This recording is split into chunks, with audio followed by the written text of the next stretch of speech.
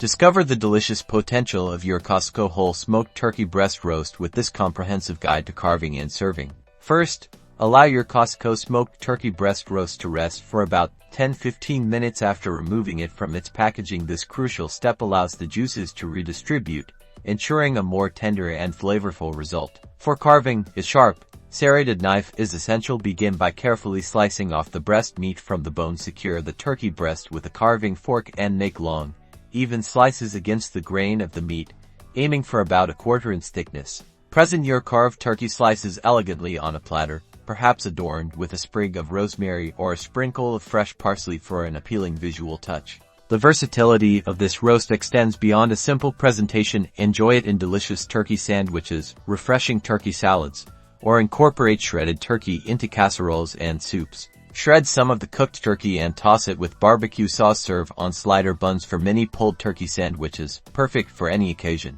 Dice the turkey and add it to a vibrant salad with crisp greens, cranberries, and walnuts for a fresh and flavorful meal.